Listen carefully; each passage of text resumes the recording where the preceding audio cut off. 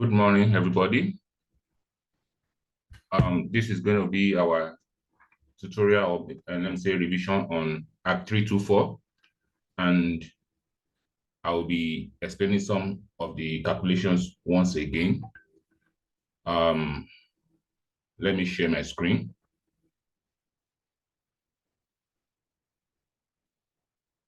Okay. So as I said earlier on, I believe we all know what concrete is, and we all know the advantages and the disadvantages of concrete. However, I explained to us about various loads that we use in our structural calculation. For instance, the dead load, which are the weight of your fixtures, your concrete materials, and the rest, which are not movable. And I explained the life load, this one, which is also known as the imposed load. And I explained to you how to get the materials based on the design you are doing, maybe residential, or if it's hospital design, commercial building, whatever it is. There's a design manual where you can get various imposed load for your calculation.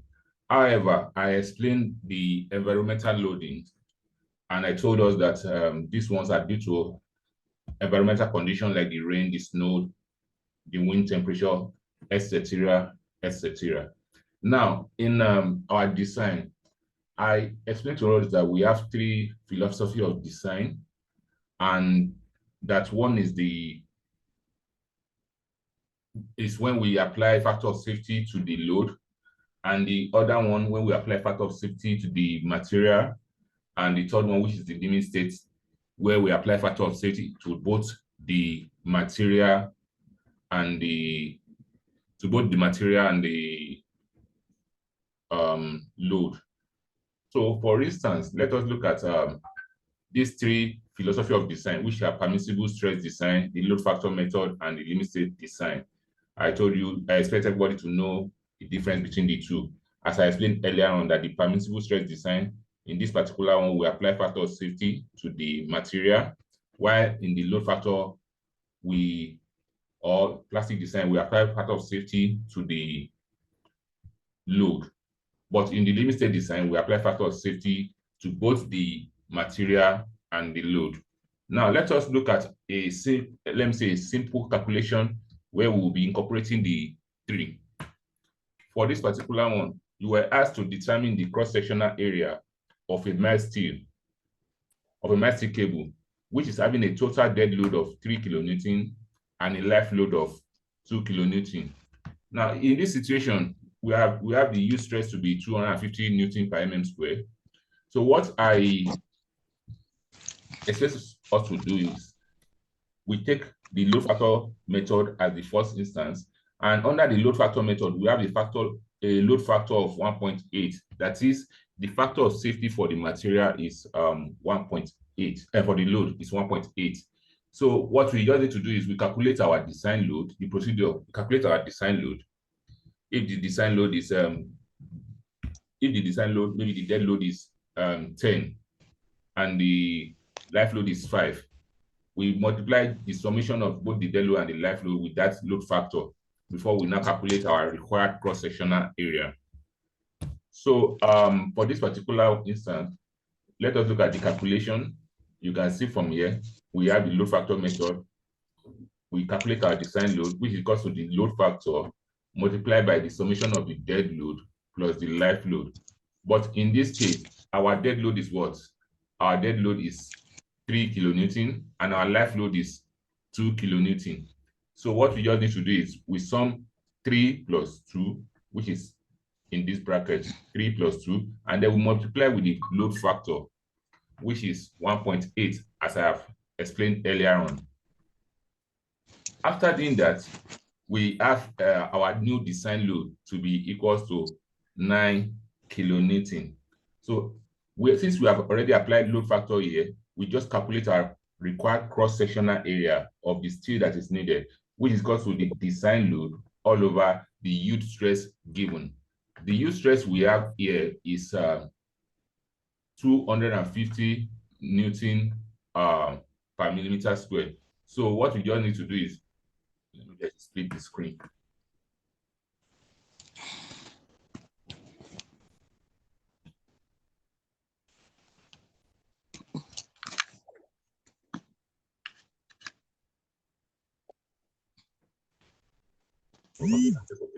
So we just calculate our required cross-sectional area to be design load over use stress, which is 9.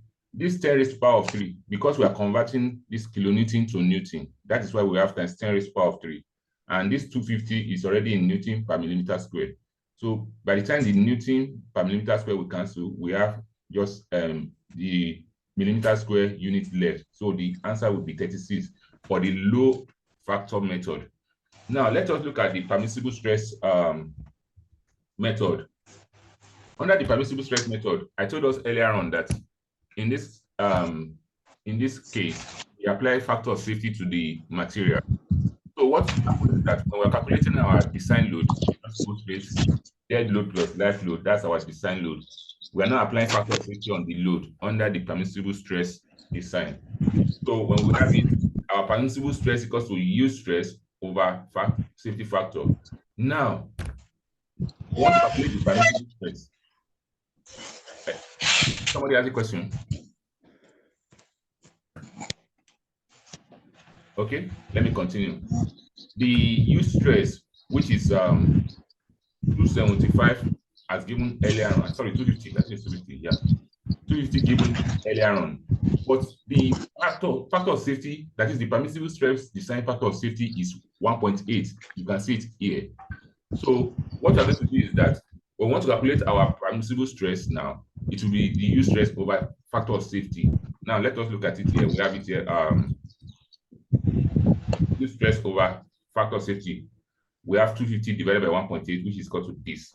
Now we can now calculate our required cross-sectional area, which is the design load all over permissible stress.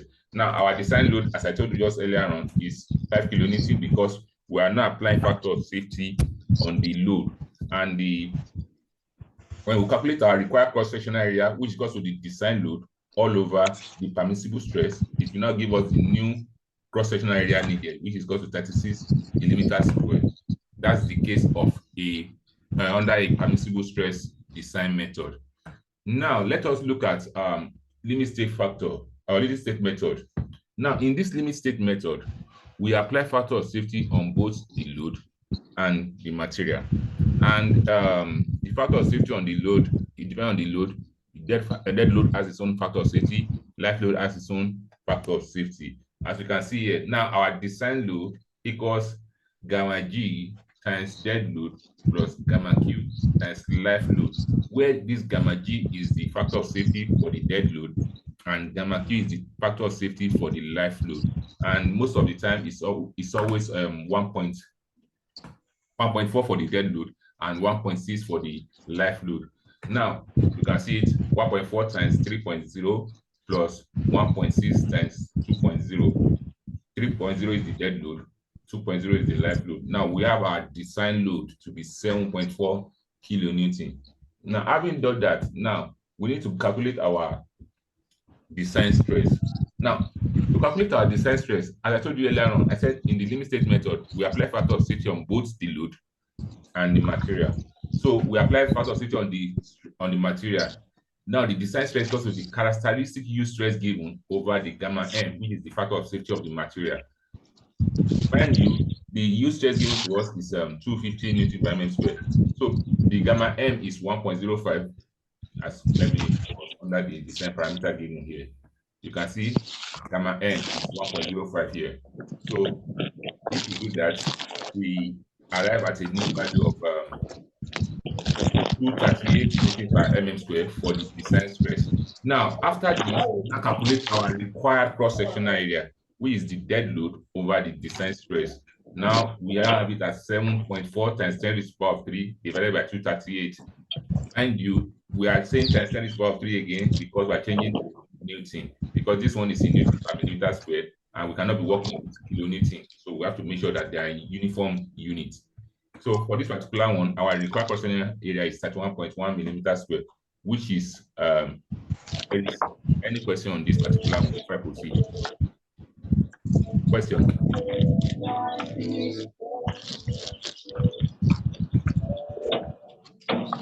Hello. Hello, can you hear me, please?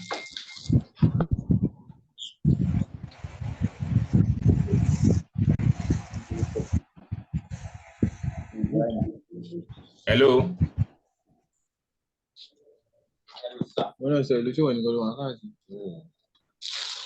Hello, can you hear me? Yes, I can hear you. Okay. So, any question on this particular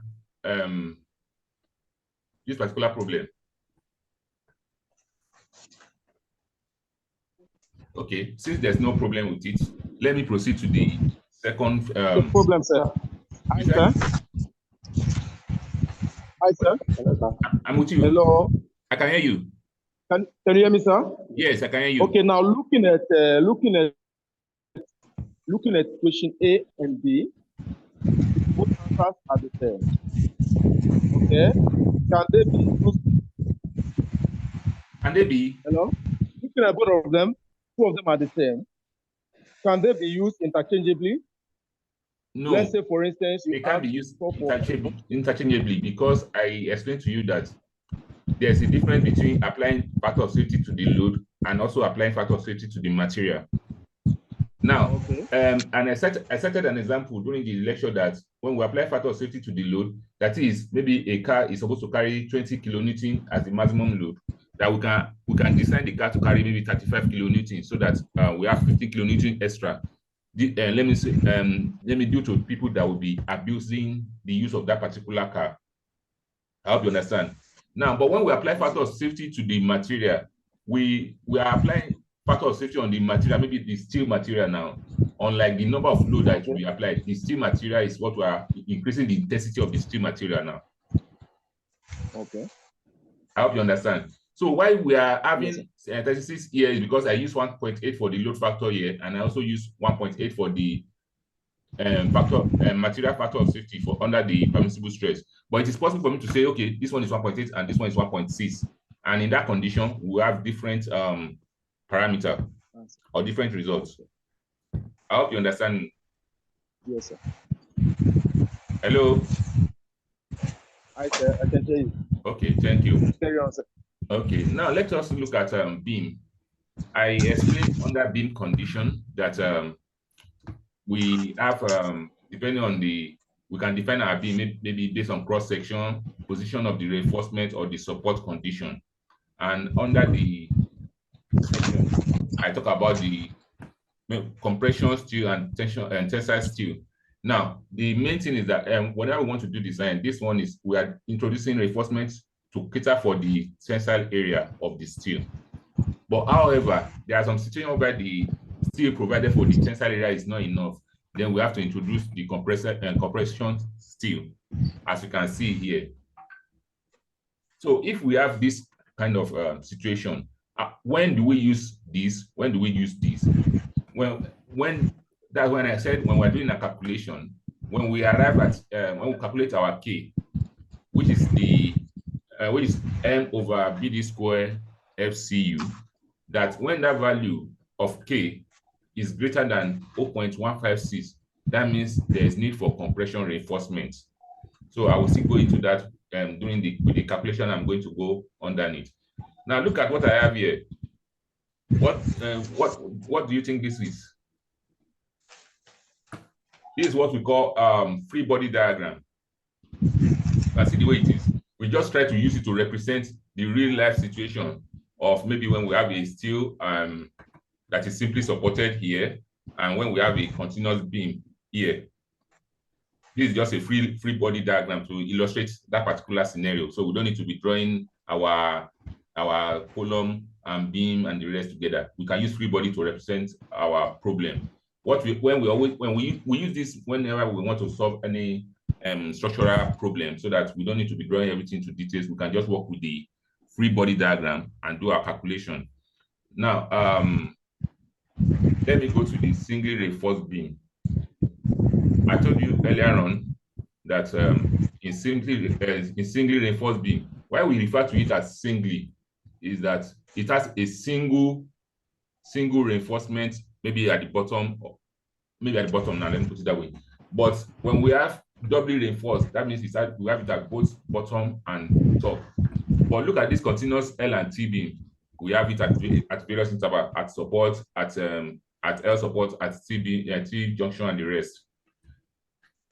Let me not waste much time on that. We all know. Should I explain this? Okay. This one is just the procedure. We have our imposed load. This is the procedure for how we calculate our beam design.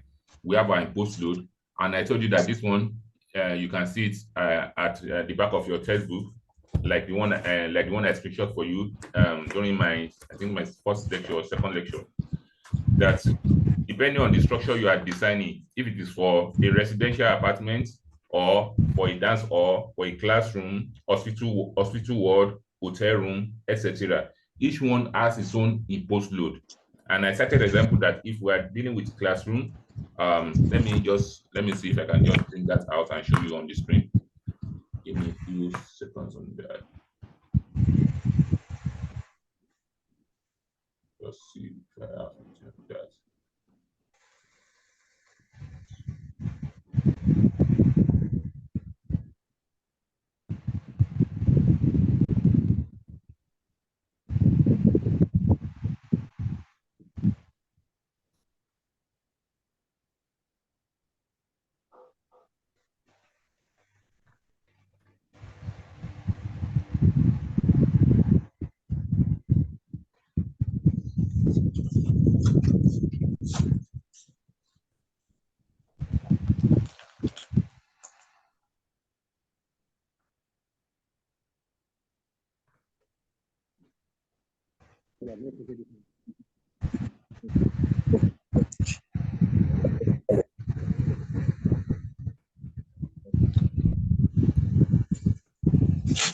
Can you see my screen? Gosh, something.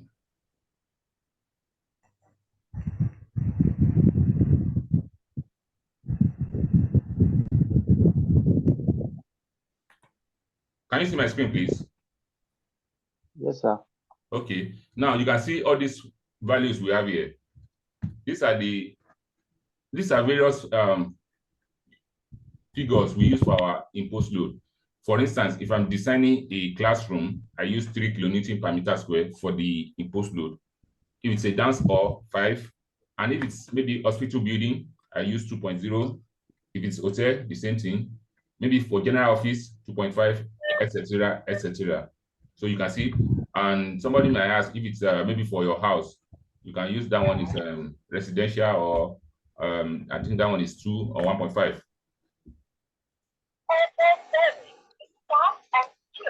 Somebody say something. Hello? I can't hear you. Now, let us look at a case of simply supported, let's look at this beam sizing. Now, this beam sizing, I explained to us the other time that we might have a lintel that we want to construct, and we might be thinking of what should be the size that we should incorporate for our beam. How thick should our beam be? I hope you know a lintel is an example of a beam. Now, how do we know what size would our effective depth be, or what size will be okay for our beam size? Now, for every beam you want to do, you already know the span you want it to span, how you want the lintel to span through, maybe through a double, maybe a sliding window, or top of a sliding window, you know the span, and you already know, okay, if since you are using a concrete design, not steel, you know, okay, for a concrete, this is the grade of concrete, a unit weight of concrete, this is the weight, etc. Now, if you want to calculate this particular one, let's look at this one. I want to look at a concrete lintel. spans 4 meters. The width of that your wall is 230 millimeters. Somebody is asking.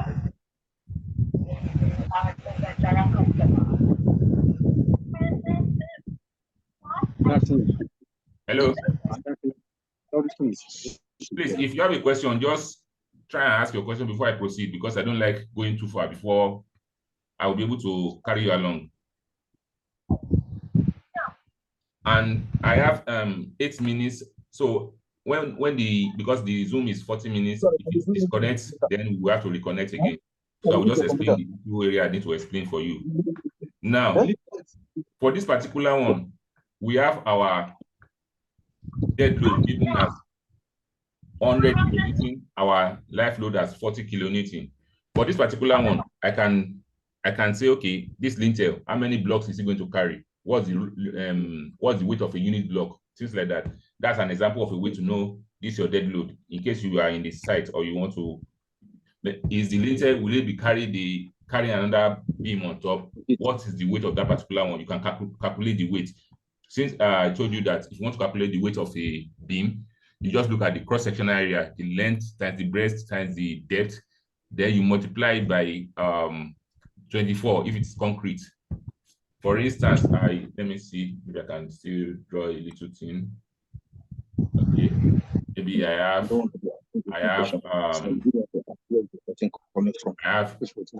Your beam. Okay, this way. Let's look at 14 kilonewton. Where is it? We have a beam this way, and this side is maybe 5 meters. This side is 5 meters, and this side is 230 mm. And this side maybe divide by 1,000. No, you multiply by 1,000. 300 mm.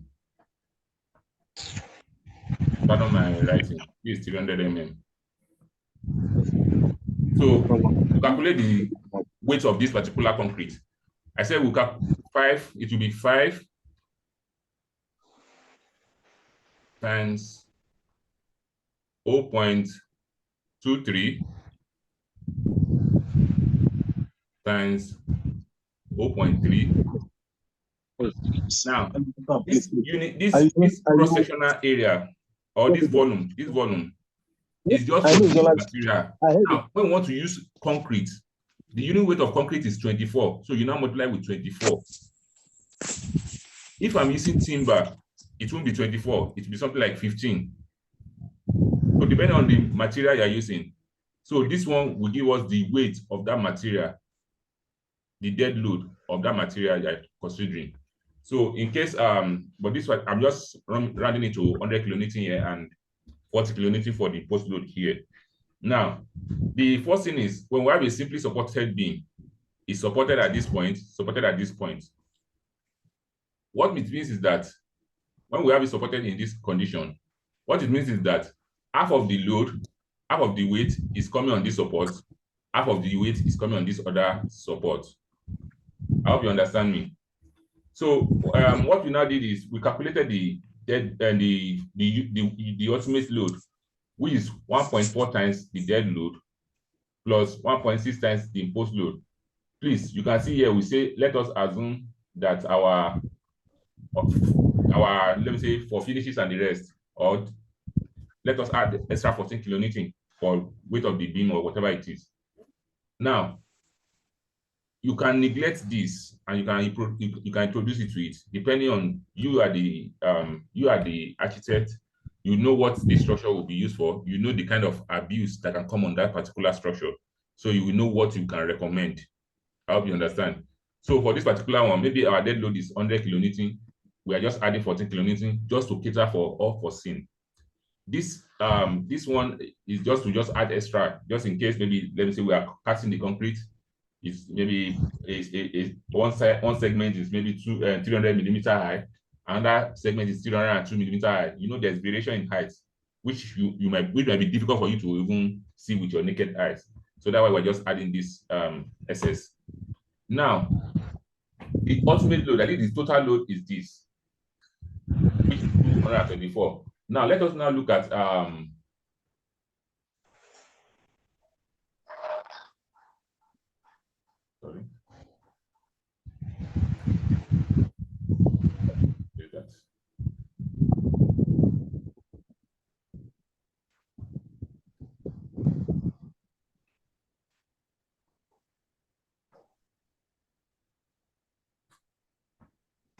Okay. Now, let us look at, after calculating the ultimate load, what load will be on each support. Now, the weight on each of these supports, that's what we have here, which is half of what we arrive at in our calculation here. 224 divided by 2 will give us 112. That's why we have our V to be 112. Now, let us look at this. We say, okay, that let us say it is triangular loading. It's F times span over 6. The total F is 224 times span, which is 4 divided by 6. This for a triangular loading. For a triangular loading, please. And we believe that the weight of the structure is being distributed in this form, and the weight of this on this liter is distributed in this format. Other weights will be distributed, maybe for instance, this particular block, you can see the interlocking is being shared here, and this one is being shared, is being distributed that way. But we are sure that it's let me say like half of this one, which is triangular loading, is what will be happening on this structure. Now, we have our moment to be 146 kilonewton meter here.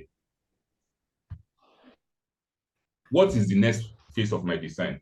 I have my ultimate moment to be 149 kilonewton. What should I do next? This is where your calculation comes into place. We need to calculate for our K value. It is that K value that will let us to know whether we need to introduce compression reinforcement or not. Now, the formula for this K is M over BD square SCU. We will look at the value, this value, where M is what we have here. Your B is the breadth of your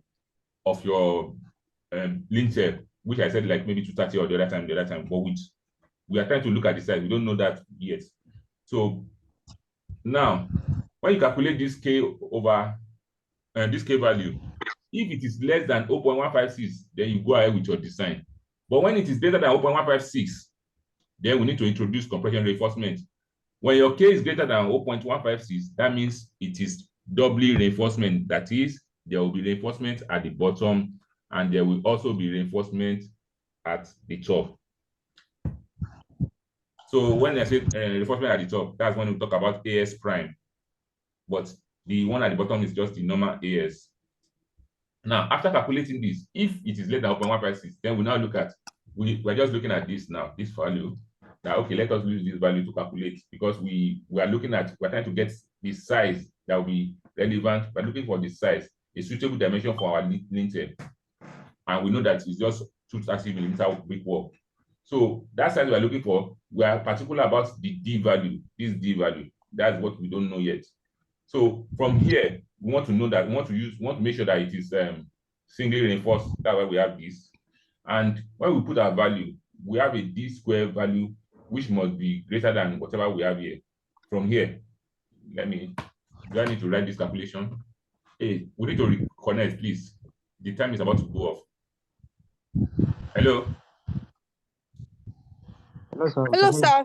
Okay, in case there's something disconnects, please you just reconnect back, because it's already. Sir, I'm sorry, sir, some of us phones are very low. My phone is on 1% and I can't stay on the class again. So your phone are very low. My phone is on 1%. Just join somebody and maybe you can I will try and see if I can do the recording, but just join somebody that's having a good percentage on his phone. Okay, sir. Okay. Now we have our D value. If you do the calculation, this M is this B is this, this square is this, FCU is this. If you calculate, if you cancel everything out, by the time you interchange this, one will be greater than. Then finding the square root of what you have is 372. I don't know, maybe I have it in I believe everybody can do this calculation. everybody should be able to do this simple calculation to make the solve the formula. So when we now have our D to be greater than 372, now what we're now going to do is we say, okay, since we say our effective depth is 372, what cover am I introducing? What link? What bar am I using? We want to look at the overall depth. This D, as I told you, is the effective depth, not. Okay. Let me reconnect. Okay, wait. Okay, I think it's giving me 10 minutes to. It's giving me 10 minutes extra. So now let us look at the overall depth now, which is equal to, I told you the other time that overall depth is equal to your effective depth plus your cover plus your link plus half of the diameter of bar. If you were in my class, the last class, I think I explained this to you. So if I add D plus 25 plus 10, this is your cover, this is your link, and this is your reinforcement bar, half of it. I have it as 51. So D plus 51, if I add this 372 plus 51, what do I have? We have it as 525. So now, well, sorry, you can do the calculation. But what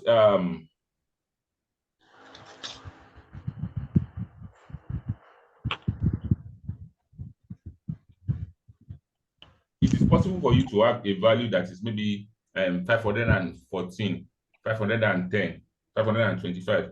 The way we calculate our age, we always make it to be in the next, we always try to make it in the next inches unit. That is multiple of 25 units. I hope you understand me. Because it is, if I want to punish you on site, I should ask you to go and measure 521 millimeter. You know, I'm just trying to stress you. But when it is in the nearest inches, most of the materials we use, they are always in the nearest inches. In maybe you see 300 by 100, even your tires and things like that. They are not always in 25 mm. Even your, let me use, I don't know what the term you call it, your asbestos. You know, we have them in 25 units millimeter multiples. So that's like, it's like the standard that they have always been using. Hardly can you see, maybe you go and buy your tire and then you see it as 312 millimeter by 289 millimeter. You know, that is unrealistic. So we try to make our age to be in the nearest 25 millimeters. So that's why we have this. Then you cannot remove your let's say your calculated D from it and then have your new D. Now, this, after calculating this, sorry, before I proceed, is there any question? Let me ask before I proceed. Question, please.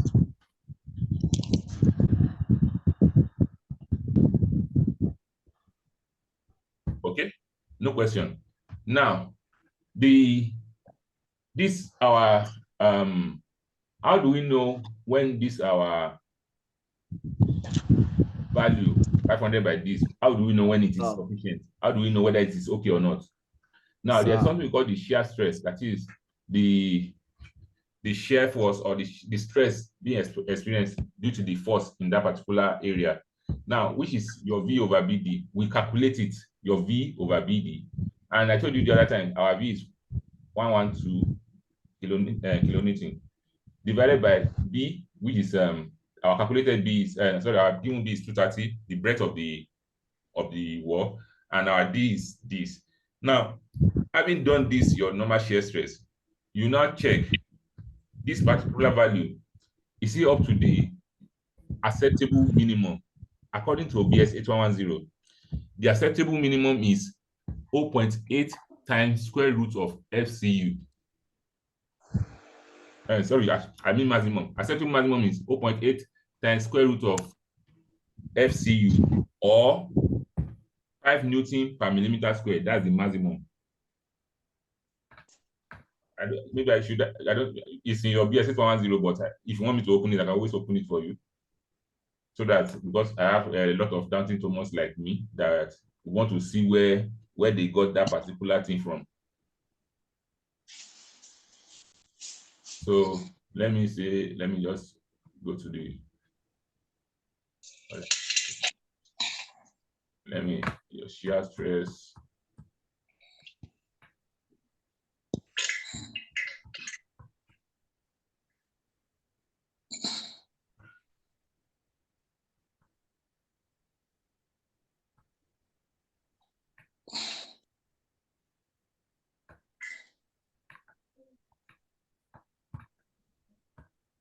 Yes, this is what I'm talking about. The design shear stress V at any cross section should be calculated from this. In no case should your design shear stress exceed 0.8 times square root of FCU or 5 Newton per millimeter square. I hope you understand now. So that's where we got that information from. So now we have it at 0.8 times square root of this. Our FCU, who is this? Who is just coming in? 0.8 times square root of FCU. Our FCU is 30. So we have it at 4.38. That is, it shouldn't be more than this. Now, since what we have is less than this, then we proceed that, okay, let us look at our basic span over effective depth. This divided by this, what do you have? We have it at 8.4. Now, this particular second criteria, we are trying to look at the basic span over effective depth that we have.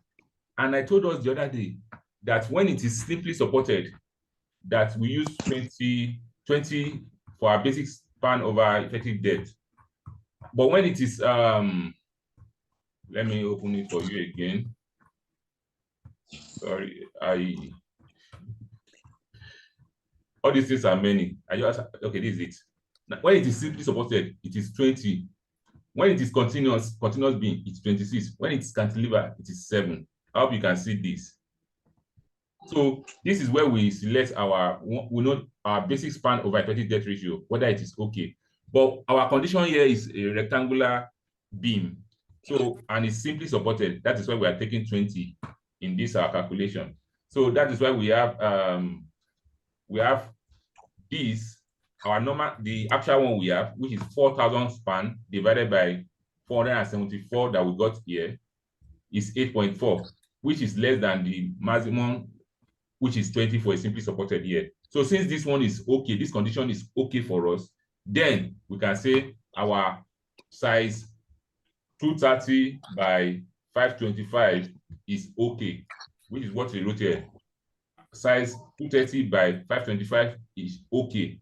Now, what is the weight of this 230 by 525? Is exactly the way I told you the other time.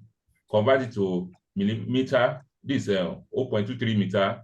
This 0.525 times the span, our span that beam is, which is 4, times 24, which is the unit weight of concrete. Now it's 11.6.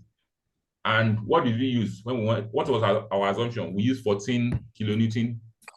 We added 40 kilonewton to our dead load the other time. So since this one is still less than the 14 kilonewton that we added, so that means we are okay with it. So what I just need to put is that the size this by this is okay or should be adequate. That is all about this kind of a problem. Now let us go to Sir. Okay, ask your question. Sir, wait. On the shear force that you were calculating the other time. I'm listening to you. Yes. Sir, I don't understand. Are we going to the other PDF to get values so we can solve this? You said? On this shear stress that you are calculating. Yes. Are we going to the other PDF to get values to solve it?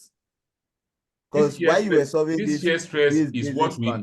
The shear stress is there's a formula for the shear stress, which is V over BD, and this V is gotten from what we have here, from here, which is half of the total weight of this, the total ultimate load, which is half of this.